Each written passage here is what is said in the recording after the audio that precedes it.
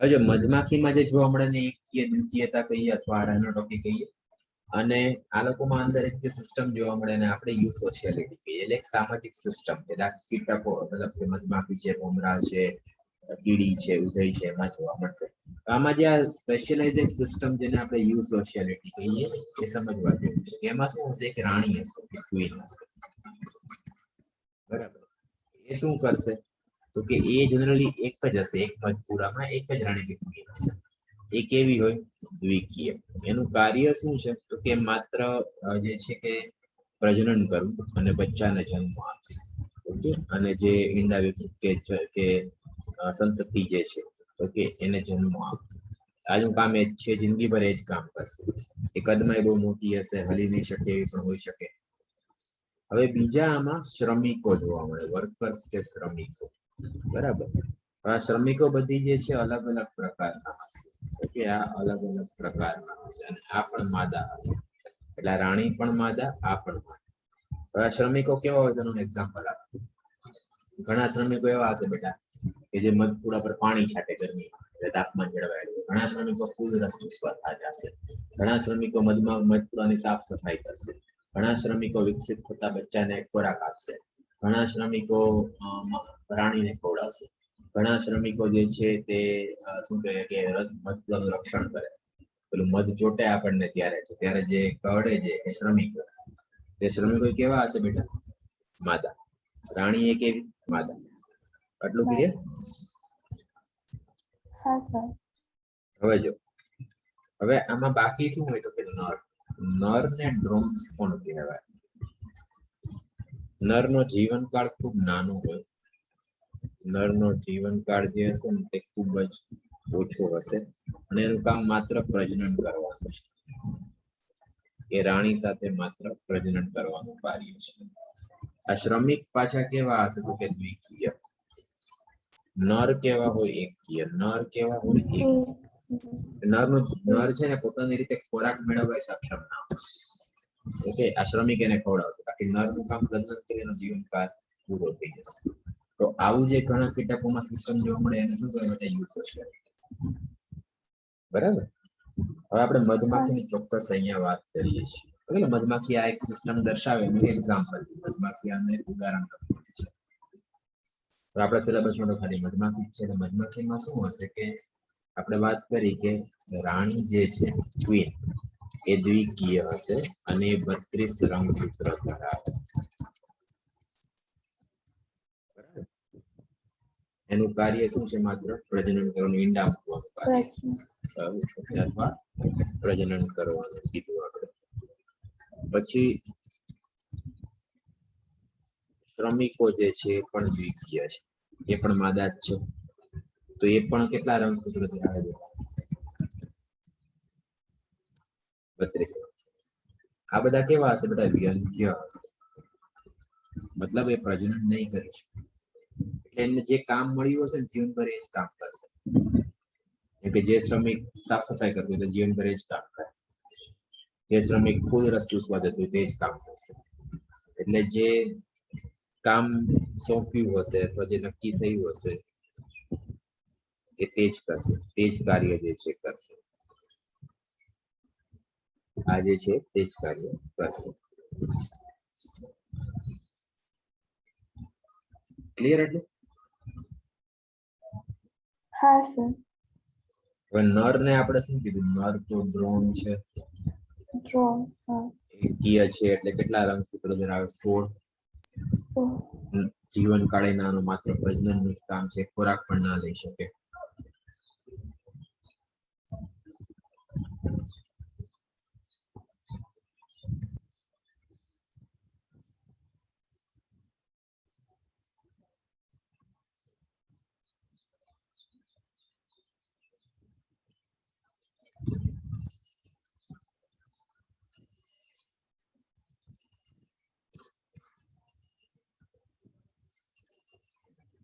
બરાબર.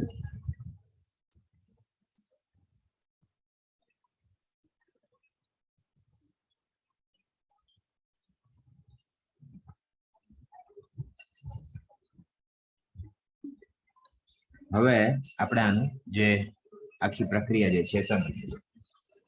તો જો આયુષી હવે ધ્યાનથી સમજજે કે આ લેટ્સ સે કે માદા છે, 32 રંગસૂત્રો છે, બરાબર. હવે આમાં બેટા અર્ધીકરણ થશે આયુષી, તો જન્યુ બનશે ને? હા સર. બરાબર. તો આ જન્યુ એટલે આ અંડકોષ બની.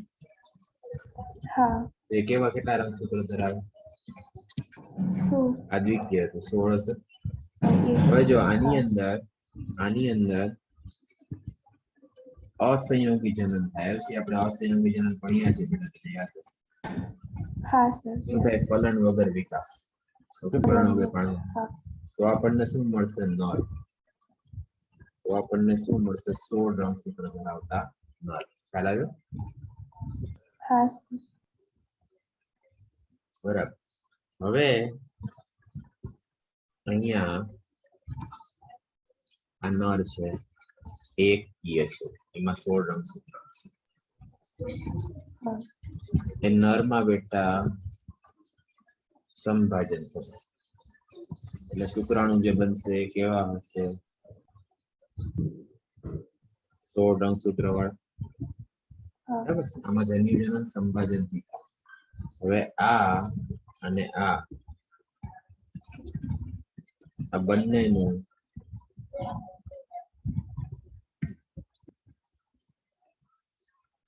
ફલન થશે તો શું થાય બેટા? બરાબર. એટલે 16 + 16 હા. 32 થયું ને? તો ફલન થાય તો આપણને હંમેશા કયું લિંગ મળે છે બેટા? માદા થઈ ગયું પાછું. બરાબર. આ તો આપણને માદા મળશે. અને અહીંયા ફલન નહીં થાય તો નર મળશે. શું નર એક કીય, માદા દ્વિકીય. તો આને શું કહીએ આપણે? એક કીય દ્વિકીયતા કહેવાય ને બેટા? ખ્યાલ આવ્યો? હા સર. હા સર. હજુ આમ એક સરસ વાક્ય છે, એ આપણે ટેક્સ્ટ બુકમાં ડિસ્કસ કરીએ. જો તને હમણાં ટેસ્ટ કરીને બતાડું.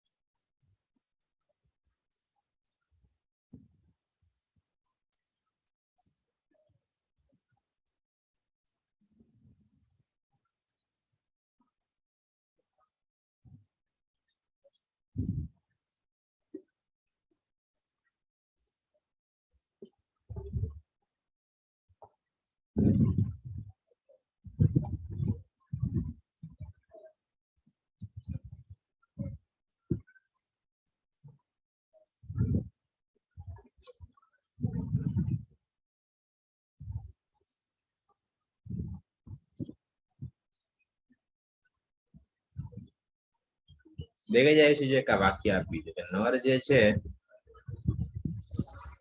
ઓકે, એના માટે શું હશે? એના એવું કહેવાય કે એમના પિતા પણ નહીં હોય અને એમના પુત્ર નહીં હોય, પણ એમના દાદા અને પુત્ર હશે. નર માટે તમે આવું કહી શકો. તો આવું કેમ કીધું છે બેટા?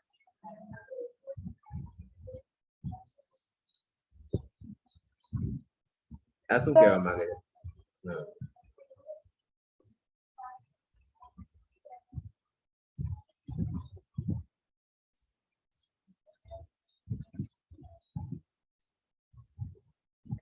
આયુષી, આ શું છે? આ શું કહેવા માંગે છે બેટા?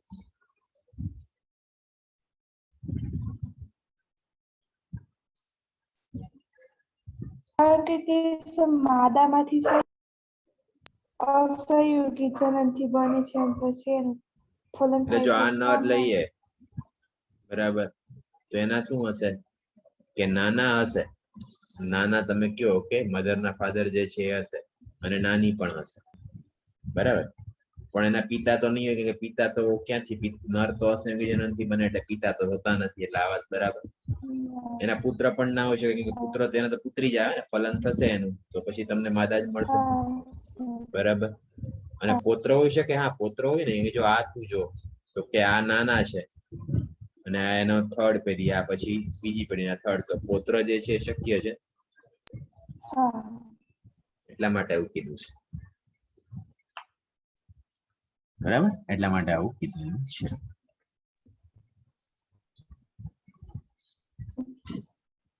બરાબર હવે આમાં બીજા બધા તો આપણા સિલેબસમાં ખાસ છે ને હું કરાવતો હતો પેલા પણ નીટમાં પૂછતા નથી એટલે હું લખતો નતો એક બીજી વસ્તુ આપણે ખ્યાલ હોવું જોઈએ લિંગ નિશ્ચયમાં જેને કહેવાય છે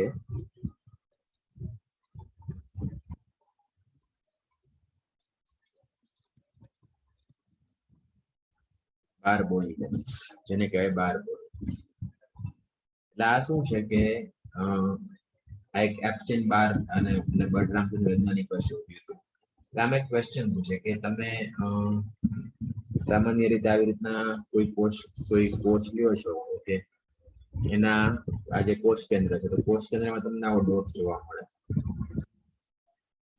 કોષ કેન્દ્ર છે એમાં ડોટ જોવા મળે જેને બાર બોડી કે બાર કાઇટથી ઓળખવામાં આવે બાર વૈજ્ઞાનિકના નામ પરથી છે હવે આનું છે ને તમે લિંગ નક્કી કરવામાં ઉપયોગી છે લિંગ નિશ્ચયનમાં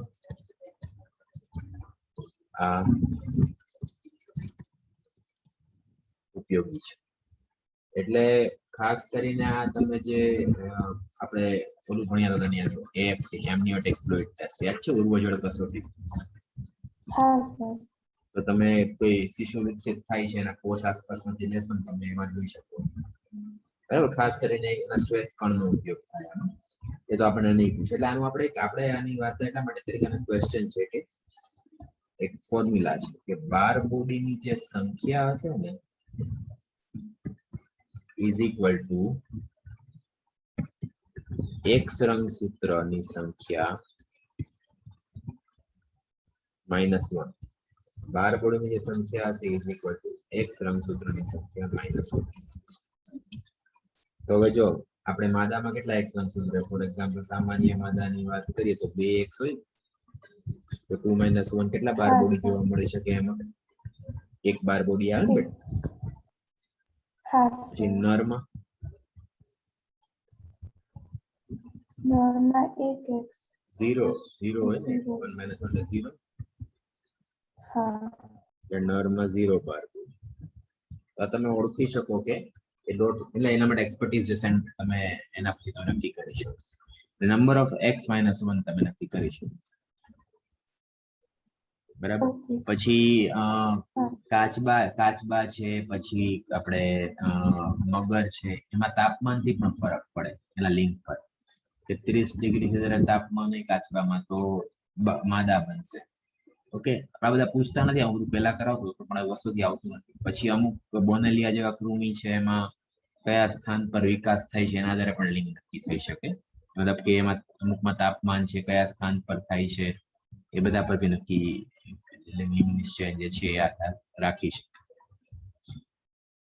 પણ બહુ ટાઈમથી એ બધાના ક્વેશ્ચન્સ આવતા નથી પણ એટલે એમાં અમે એનું કોઈ આમાં આપણે લેતા નથી પણ આ બાર બોડી જે છે એ ટેક્સ્ટબુકમાં નથી પણ તમે પૂછી શકો ઓકે તો લિંગ નિશ્ચયમાં આટલું છે બેટા હવે આમાં કઈ પ્રોબ્લેમ હોય તો બોલ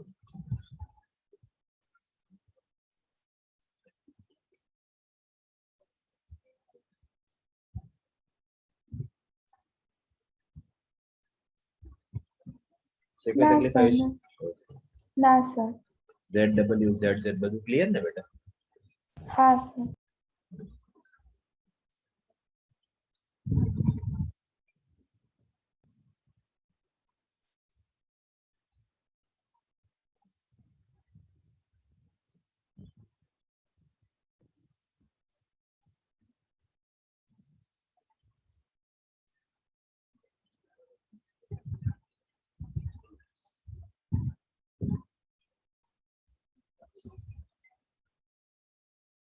નેક્સ્ટ છે બેટા પ્લિયોટ્રોપી ને બહુજનનિક વારસો, એના બી ક્વેશ્ચન્સ આપણને પૂછે છે.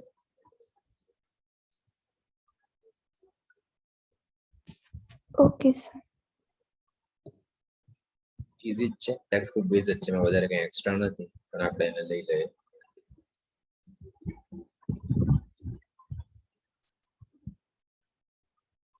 હવે જો બેટા આમાં શું છે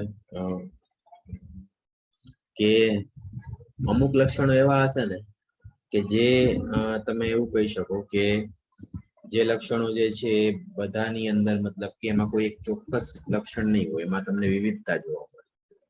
જેમ કે આપણે મનુષ્યમાં ઊંચાઈની વાત કરીએ તો અલગ અલગ હાઈટના લોકો જોવા મળે ને બેટા. હા બરાબર. તો પછી તમે રંગની વાત કરો તો રંગ અલગ અલગ હશે ને, ઘણા મતલબ કે આપણે કહીએ કે બ્રાઉન ફેર અને ડાર્ક રંગ હોય, પણ તો બી એમાં બી અલગ અલગ ઘણા બધા શેડ છે ને ત્વચાના રંગની વાત હા કરીએ સર.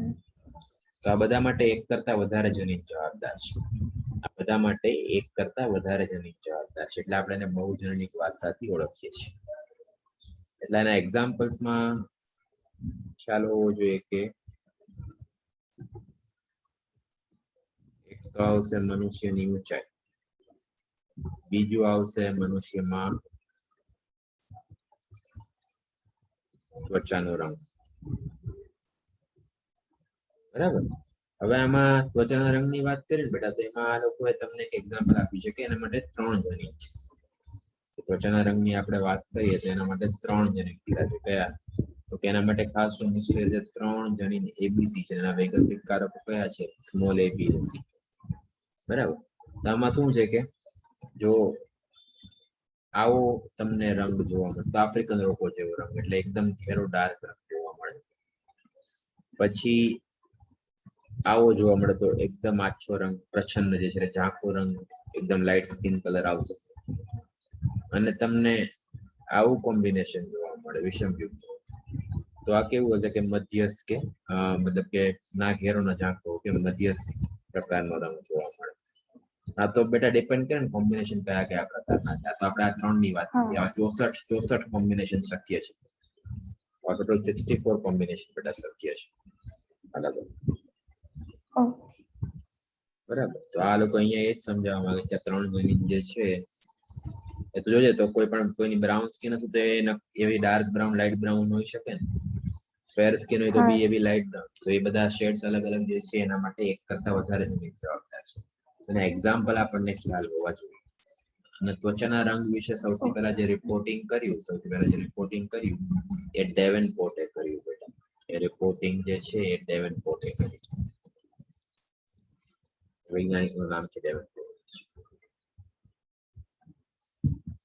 આમાંથી અમે જે અંડરલાઈન કરી અને વાક્ય ઇમ્પોર્ટન્ટ છે ક્વેશ્ચન્સ માટે, એટલા માટે મેં ત્વચાના રંગની આપણે અહીંયા વાત કરી. તો આ એલીલ ની સંખ્યા જે છે એના પર આધારિત છે. કેપિટલ આ વૈકલ્પિક કારકો વધારે હોય તો ઘેરો રંગ આવે, આ હોય તો આછો રંગ આવે, એના પર આધાર રાખે છે. એટલે આમાં તું જો તો એક કરતા વધારે સ્વરૂપ છે ને. હા સર.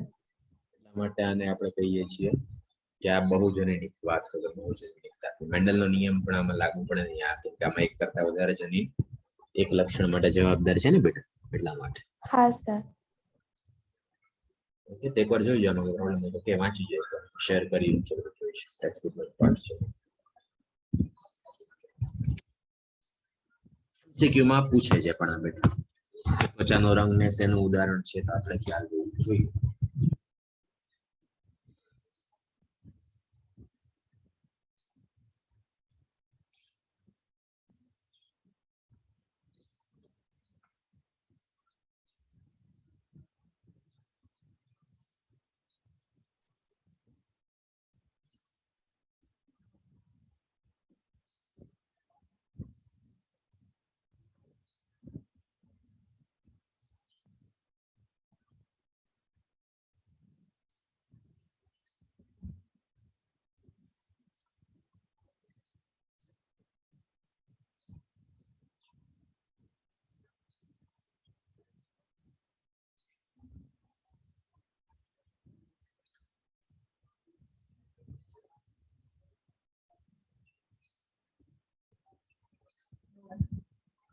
આમાં કઈ તકલીફ છે બેટા?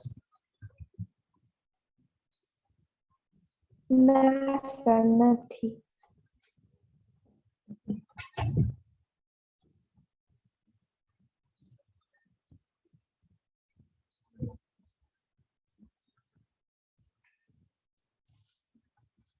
ઓકે, હવે નેક્સ્ટ જે છે એ શું છે તો કે પ્લિયોટ્રોપી છે, અથવા જેને પ્લિયોટ્રોપિઝમ પણ કહેવામાં આવે.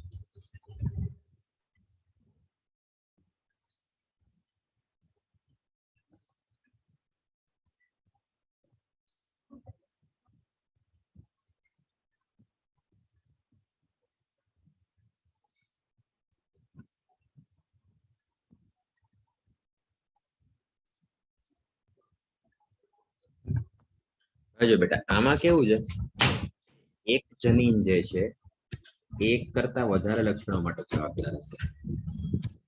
પ્લિયોટ્રોપિઝમ જે આપણે કહીએ એમાં કેવું છે કે એક જનીન જે છે એ એક કરતા વધારે લક્ષણો માટે જવાબદાર છે. મતલબ કે આની અંદર જોઈશ તો એક જ જનીનના લીધે સ્વરૂપ પ્રકારમાં ઘણા બધા અસર ઉત્પન્ન થશે. તો આવા જનીનને શું કહીએ? પ્લિયોટ્રોપિક છે. આવા જનીનને આપણે પ્લિયોટ્રોપિક જનીન કહીએ. હવે આવા જનીન જે પ્લિયોટ્રોપિક જનીન જે હોય સામાન્ય રીતે એ કેવા હોય તો કે આ જનીન જે છે એ મુખ્ય રીતે જવાબદાર હોય છે કોઈ ચયાપચય કાર્ય માટે. આ જનીન જે છે જવાબદાર હોય છે ચયાપચય કાર્ય માટે.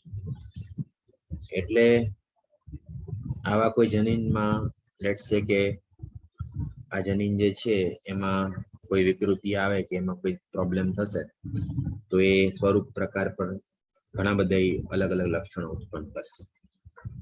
એ સ્વરૂપ પ્રકાર પર ઘણા બધા અલગ અલગ લક્ષણો જે છે ઉત્પન્ન કરશે.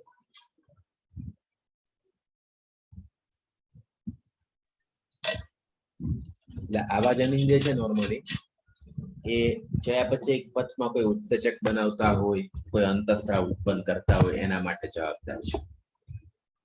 આમાં મનુષ્યમાં લોકો એક્ઝામ્પલ આપ્યું છે ફિનાઇલકેટોનુરિયા. બરાબર, આ પ્લિયોટ્રોપિઝમ નું એક્ઝામ્પલ છે. ફિનાઇલકેટોનુરિયા જે છે એ પ્લિયોટ્રોપિઝમ નું એક્ઝામ્પલ છે. બેટા પૂછે છે ઘણી વાર, તો મનુષ્યમાં જોવા મળે છે. આમાં શું થાય કે આની અંદર આ ઉત્સેચક નહીં બને. કયો? તો કે ફિનાઇલ એલેનાઇન હાઇડ્રોક્સાઇલેઝ જે ઉત્સેચક જે છે એ બનતો નથી. બરાબર. હવે આ નહીં બને એટલે શું થશે કે જે આપણા શરીરમાં પ્રોટીનના ચયાપચયથી જે એમાઇનો એસિડ ફિનાઇલેલેનાઇન બને, ઓકે, એ ટાયરોસિનમાં કન્વર્ટ નહીં થાય. એટલે આ ઉત્સેચકનું કાર્ય શું છે તો કે ફિનાઇલ એલેનાઇન જે છે એને શેમાં રૂપાંતરિત કરવું તો કે ટાયરોસિનમાં, અને ચયાપચયમાં. હવે આ ઉત્સેચક નહીં હોય એટલે આ રૂપાંતરણ નહીં થાય. એટલે શું થશે? આ ફિનાઇલેનાઇન જે છે એનો ભરાવો થશે. એટલે ફિનાઇલેનાઇન નો જે છે ભરાવો થાય આપણા શરીરમાં, અને એના લીધે પછી શરીર પર માનસિક મંદતા, ઓકે, વાળ ત્વચાના રંગમાં ઘટાડો થશે. એટલે જે આપણે કહીએ કે પિગમેન્ટેશન થોડું એબનોર્મલ થઈ જાય, અને આવા બધા અભિવ્યક્તિ જોવા મળે એના લીધે. એટલે આમાં જો એક કરતા લક્ષણ છે ને, એક તો કીધું છે કે માનસિક મંદતા કીધી છે, પછી રંજક ત્વચાના રંજક કણોનો ઘટાડો, ઓકે, એટલે રંગ જે છે પેલા જે ભૂરા રોગો એ ટાઈપનો સ્કિન ટોન થઈ જશે, અને અલ્બાઇનો જેવું. અને એના લીધે જે છે તો આ એક કરતા વધારે અને આ ઉત્સેચક બનતો નથી, ચયાપચય ખામી પણ થશે. તો એક કરતા વધારે લક્ષણો જોવા મળી એટલે આ એક્ઝામ્પલ છે કીધું કે આ પ્લિયોટ્રોપિઝમ છે. આમાંથી બે વસ્તુ ખ્યાલ હોવી જોઈએ કે આવા ઉત્સેચકો મોટા ભાગે આ જનીન જે છે ચયાપચય કાર્ય માટે જવાબદાર કોઈ નોર્મલી ઉત્સેચક બનાવતા એવા હોય છે. તો પ્લિયોટ્રોપિક જનીન એને કહીએ કે જેની ખામીથી આવું કોઈ લક્ષણ જે છે ઉત્પન્ન થશે. બરાબર. તો એક કરતા વધારે સ્વરૂપ પ્રકારનો ફેરફાર આવશે. આ ઉત્સેચક ખ્યાલ હોવો જોઈએ. આનું ડેફિનેશન તમને પૂછે છે એ બી ખ્યાલ હોવો જોઈએ. તો આ પ્લિયોટ્રોપિઝમની વાત. આપણે પાછું આના વિશે વાત કરશું ફિનાઇલકેટોનુરિયાની વંશાવલિમાં, જે આપણે પેડિગ્રીમાં ભણશું એની અંદર બી આનું આવશે. ઓકે ક્લિયર બેટા? તો હા આની અંદર આટલું છે. આ પ્લિયોટ્રોપિઝમમાં ઇમ્પોર્ટન્ટ છે, પૂછે છે પ્લિયોટ્રોપિઝમ. આને ખાસ કરીને તમને આ ઉત્સેચક ફિનાઇલકેટોનુરિયાનું તમને પૂછે છે, ત્યાં ખ્યાલ હોવો જોઈએ. પણ છે ટેક્સ્ટ બુક બેઝ 3-4 વાક્ય ખ્યાલ હોવા જોઈએ. Okay sir. તો આમાં કોઈ તકલીફ આની અંદર? ના સર. હવે આયુષી ક્વેશ્ચન્સ કરવા છે થોડાક, કેમ કે આ ચેપ્ટર નો ફર્સ્ટ ઓલમોસ્ટ હાફ પૂરો થાય. હવે જે આવશે વિકૃતિ અને વંશાવલી એ બધું આવશે. આખો એ સેકન્ડ પાર્ટ છે ચેપ્ટર નો. તો આ ચેપ્ટર નો પહેલો પાર્ટ અહીંયા પૂરો થાય છે. Okay sir.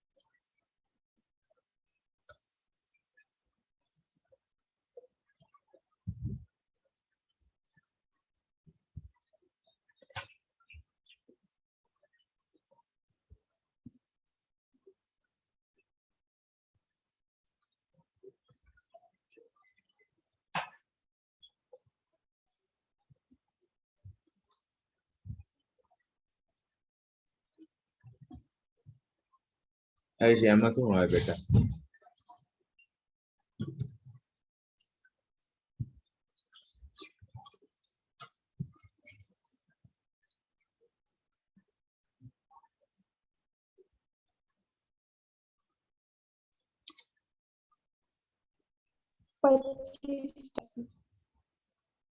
શું બેટા? બી. બી ક્યાંથી આવશે બેટા? તો વિચાર. Sorry sir 50%. 50%. શું કામ 50%? એ છઠ્ઠું બાળક હોય કે 10મું બાળક હોય, ચાન્સ તો 50% જ રહે ને બેટા. હા સર. કે નહીં? યાદ આવ્યું? હા હા સર. વાય.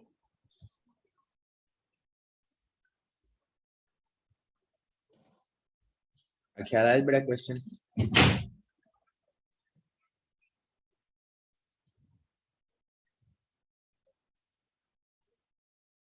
ક્વેશ્ચન સમજાણો કે તો જ આપો, તને કરાવું છું. ક્વેશ્ચન ખ્યાલ આવ્યો તને શું કહેવા માંગે છે? ના સર, આ દ્વિસંકરમાં પ્લસ પ્લસ એની જેમાં ખબર નથી. એ ખાલી લક્ષણ આપ્યા છે, જનીન આપ્યા છે બેટા, બીજું કઈ નથી. ક્વેશ્ચન આવડે ને તો આન્સર આવડી જાય બેટા, જો આપણે કરીએ અને સોલ્વ કરીએ.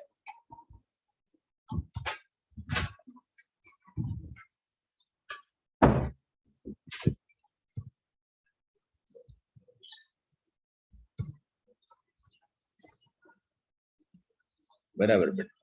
તને એ બી અને પ્લસ પ્લસ એવા જનીન આપી, દ્વિકીય સજીવ તને દર્શાવ્યું. તો દ્વિકીય સજીવ શું છે? આ પ્લસ પ્લસ વાળું જે છે ને આ દ્વિકીય છે. પછી આ એબી એબી વાળું છે ને આ પણ દ્વિકીય છે. તો જન્યુ બને બેટા, જન્યુ કેવા બને? આમાંથી પ્લસ પ્લસ વાળા જ બને ને. આમાંથી હા સર. આવું બને ને એબી વાળા. કે નહીં? હા સર. ઓકે, હવે જો આ હા. લોકો શું કીધું કે એ અને બી જે છે 20% પુનઃસંયોજન બતાવે. એટલે એ અને બી અલગ થતા નથી, કેમ કે 20% જ સામાન્ય રીતે પુનઃસંયોજન જનરલી હા. મજબૂત રીતે જોડાયેલા છે. બરાબર. હા. તો હવે આપણે નક્કી કરવાનું છે કે આમાંથી શું સાચું પડે. ઓકે, હવે એ ને બી 20% બતાડે બેટા, એટલે એ અને બી ના અલગ થવાના ચાન્સ જોવા જઈએ આપણે, મતલબ કે તો આવી રીતે જો તો પ્લસ એ અને પ્લસ બી થવાના ચાન્સ કેટલા? અહીંયા પ્લસ આપ્યું છે, આ બી પ્લસ છે, તો કેટલા ચાન્સ રહે બેટા? 10-10% થાય ને. હા સર. બાકી 80% તો બધા હા. કેવા પિતૃ જેવા જ આવે છે ને. તો પિતૃ જેવા કયા હા થાય સર. બેટા? પ્લસ પ્લસ અને એ બી થાય ને. એબી. તો હા સર. 40-40% આનો ચાન્સ રહે ને બેટા. હા 40% તો કયું આવે હવે આમાંથી? 10%. સી ઓપ્શન આવે ને બેટા. હા ખ્યાલ આવ્યો? સર. કેમ કે જો બેટા પુનઃસંયોજન હા. થાય તો જ આ પ્લસ અને એ ભેગું આવે ને, તો જ આ ભેગું આવે, હા સર.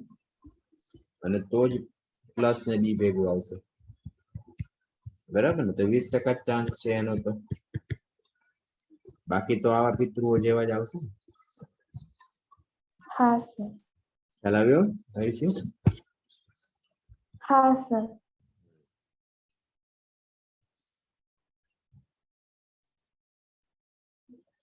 કોઈ ટીચરને ચેક કરવા હોય તો આ ક્વેશ્ચન પૂછાય. ઓકે, એટલે ખ્યાલ આવી જાય. હા.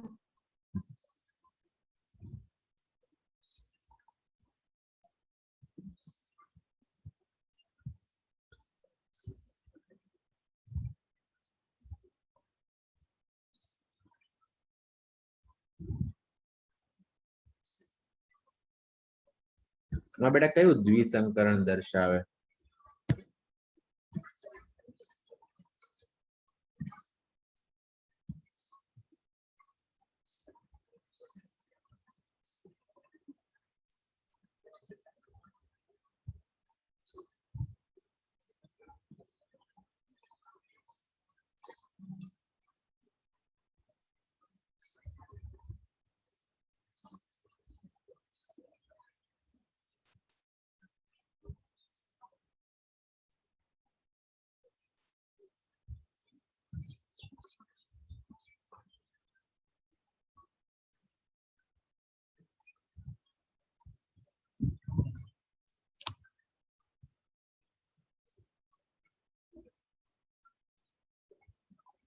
આવે છે દ્વિસંકરણ તો આ જ આવે ને બેટા.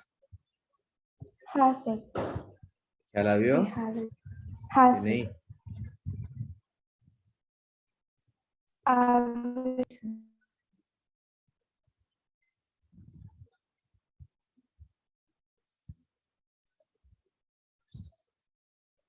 એમાં શું આન્સર આવે બેટા? હશે ને એક્ઝામ્પલ સી?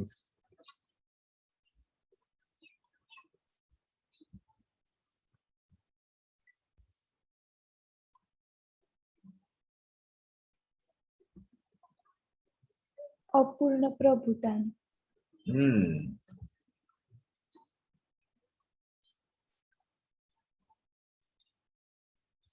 આમાં શું આવે બેટા?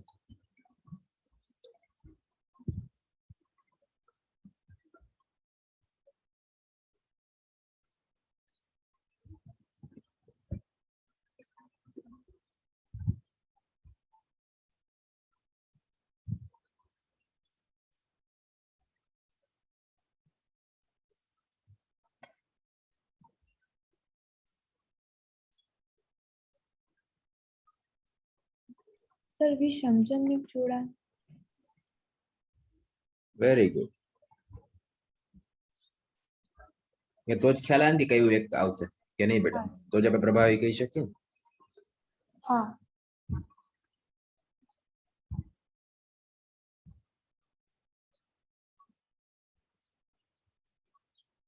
આમાં શું આવે બેટા? વિયોજન એટલે અલગ થવું.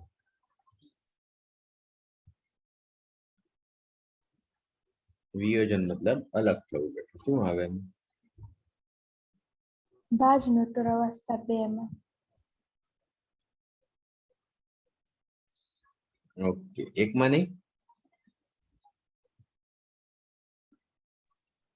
શું કેવા શું માંગે બેટા? સર એના કારકો જે હતા એનું વિભાજન મીન્સ કે વેરી ગુડ, વેરી ગુડ.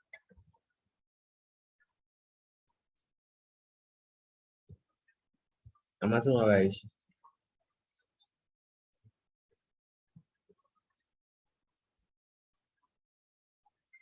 સંયુગ્મી. સમયુગ્મી, બરાબર. આમાં બેટા 29.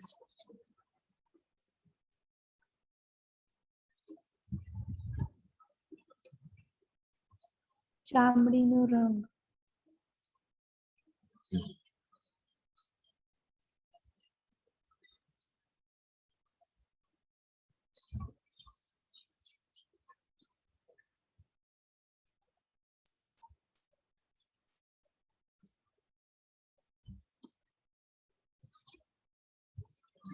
આમાં શું થાય બેટા?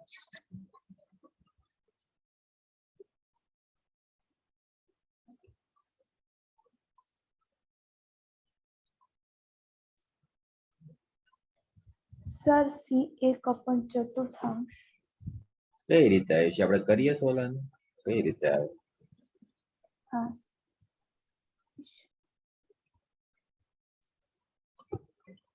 ऐसी આ ચેપ્ટરમાં તો તું ખાલી પ્રીવિયસ યર્સ ના એમસીક્યુ કરી લે ને, બરાબર. બીજું કઈ કરવાની જરૂર નથી. કેટલા બધા 150 જેટલા છે અગાઉ પૂછાય ગયા, બધું જ આવી જાય. હવે જો આ મિસ્ટર કપૂરમાં આપણને કીધું છે, બરાબર. એટલે મિસ્ટર કપૂર છે બેટા, એટલે નર હશે ને?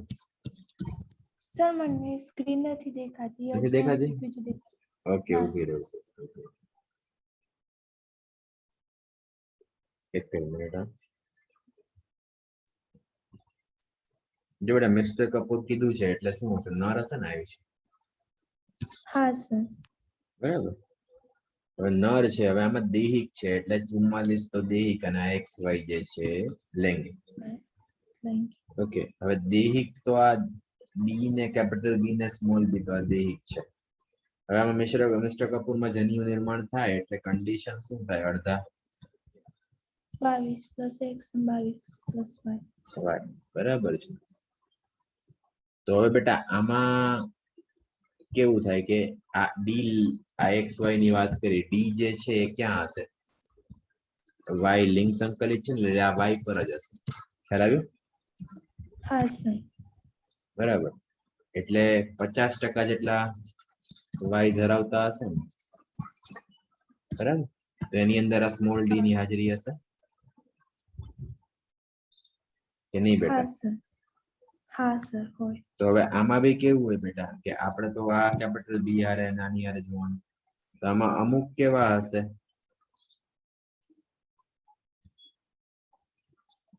કે બી ડી હોઈ શકે ને અમુક આવા બી હોઈ શકે ને બેટા? હા સર. તો આ 50%માં અડધા આવા હોય ને અડધા આવા હોય, એટલે આ 1/4 ચાન્સ થાય ને બેટા? હા સર. ઓકે, અહીંયા જે હશે આમાં બી અડધામાં કેપિટલ બી જશે, અડધામાં સ્મોલ બી જશે સ્મોલ બી. હા કે નહીં? પણ અહીંયા તો કોઈ કન્ડિશન છે ને, હા આનો કોઈ પોઈન્ટ જ નથી. એટલે વાય વાળા જે હશે એમાંથી 25% ચાન્સ રહેશે. આઈડિયલ કન્ડિશનમાં એવું ના પણ થાય, પણ આપણે એવું આપણે ભણીએ છીએ કે આવો ચાન્સ રહે, એટલા માટે આ 25% ના હિસાબે 1/4 આવે. ક્લિયર ને બેટા? હા સર.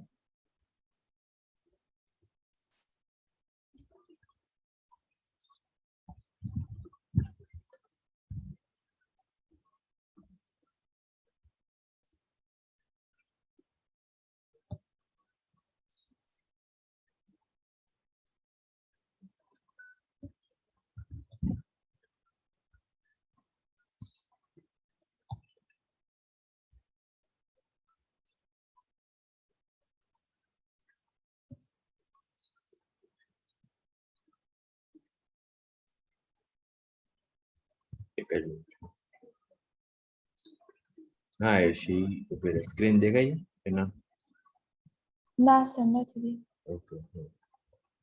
હા બેટા, હવે આમાં મને કે શું આવશે?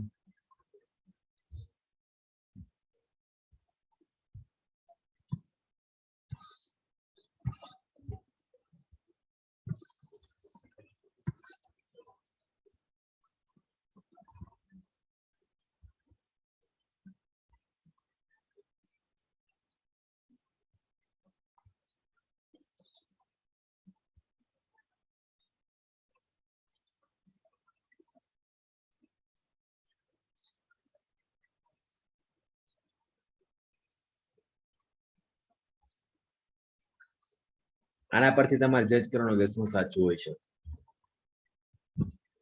કે બધે મુક્ત વચની જોવા નથી મળતી. એટલે બેટા આમાં તું આ ઓબ્ઝર્વેશન કે એને બધા જોડાણનો અભ્યાસ નહીં કર્યો હોય, બધા કોમ્બિનેશન જે છે એ સ્ટડી કરે તો ક્લિયર થાય ને બેટા. આ ગુજરાતીમાં થોડું વિચિત્ર કર્યું, ઇંગ્લિશમાં વધારે એપ્રોપ્રિએટ છે. હવે આમાં શું હોય બેટા, સંલગ્નતા કેટલા ટકા જોવા મળે?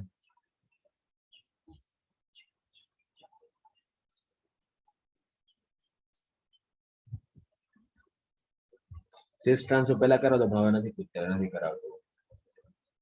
50 એકમ દૂર છે. આ લેટ્સ સે કે આની વચ્ચે અંતર જે છે 50 એકમ છે મેપ યુનિટ. તો આ કેવી થઈ બેટા? પુનઃસંયોજનના ટકા કેટલા થયા આયુષી?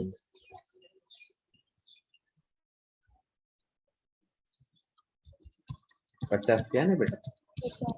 હા સર. તો આ કેવું થશે? કેવી સંલગ્નતા થશે?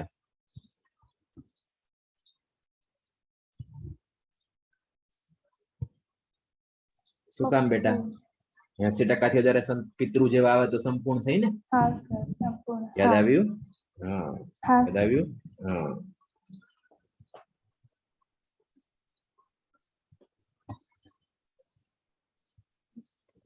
કેમ આયુષી બેટા બીમાર હોય એવું લાગે? થોડું તબિયત ખરાબ છે હજી બેટા? હા એ તો સર થોડી દવા તો લઈ લીધી છે પણ થોડી. વાંધો નહીં, આપણે આના પછી લાસ્ટ ક્વેશ્ચન તો આરામ કરવો.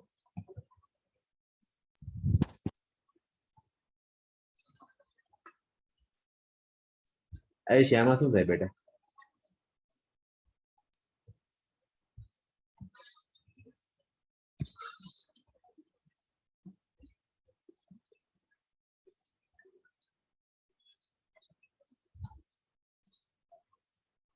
સર બી. ઓકે, આપણે દ્વિસંકરણ જેવું જ છે ને બેટા? હા સર. કેમ કે આ કન્ડિશન તમે કરો ક્રોસ તો શું મળે? આવું મળે. હવે આમાંથી હવે આમાંથી તમને ભાઈ જન્યુઓ કયા કયા આપણને મળે? એ બી અને બરાબર. તો આની વચ્ચે તમે સ્વફલન કરો તમને આ જ પ્રકારના જન્યુ પાછા મળે. હા સર. એ રેશિયો તમને F2 માં શું મળે બેટા? 9.55. બરાબર. તો અહીંયા ચેપ્ટર નો ફર્સ્ટ હાફ પૂરો થયો. હવે આપણે જે વાત કરવાની છે ને વંશાવલી ને પેડિગ્રી, એટલે એ આપણે એકદમ ફ્રેશ મૂડમાં હો ત્યારે જ, કેમ કે હવે થોડું સમજવા વાળું, એટલે સમજવા વાળું હતું જ પણ એ થોડું વધારે જનરલી છોકરાઓને તકલીફ પડતી હોય છે, એટલે આપણે એના વિશે વાત કરવાના છીએ આગળ ઉપર. બરાબર. તો સર હવે મારે કેમિસ્ટ્રી ટ્યુશન સવારનું થઈ ગયું છે એટલે 4 વાગે નહીં હોતું. ઓકે, એવું છે. સવાર કેટલા વાગે કેમિસ્ટ્રી બેટા? સર 9 વાગે સેટ કરી સર. ના પાડ છોકરાઓનો ટાઈમ નથી સેટ થતો. અચ્છા, તમારે સ્કૂલ એક ક્લાસ થશે ને પાછી, કે સ્કૂલ નથી હવે હમણાં કે ચાલશે? હા સર, એટલે સ્કૂલમાંથી તો હવે એમ કહેતા હતા સ્કૂલો જ્યારે ઓફલાઈન ચાલુ થશે એટલે એ પણ ઓફલાઈન કરી દેશે. અત્યારે તો સ્કૂલમાં એક્ઝામ ચાલુ છે ને એટલે. તો કેમિસ્ટ્રી 10:30 પતતું હશે ને બેટા તમારે? હા સર. ઓકે. હા તો બેટા આપણે છે ને એવું તો કાલે કદાચ નહીં લે, પરમ દિવસે લઈ લેશું આપણે 10:30 થી 11:30 કેવું કરશું. બરાબર. ઓકે. કાલે લેવું તો વાંધો નથી મને. કાલે હા કાલે 10:30 11:30 ચાલશે આયુષી સવારે? હા સર. બરાબર ને કેમેસ્ટ્રી પતિ જ જશે ને ભાઈ લોડ નહીં થાય ને એટલા માટે કહું છું ના ના sir, નહીં થાય. ઓકે ઓકે તો તેને છે ને બેટા હું કદાચ શનિવાર પરમ દિવસે નથી હું એટલા માટે કાલે જ દઈ લઈએ આપણે તો પછી કાલે 10:30 11:30 રાખી દે બરાબર ઓકે. ઓકે બેટા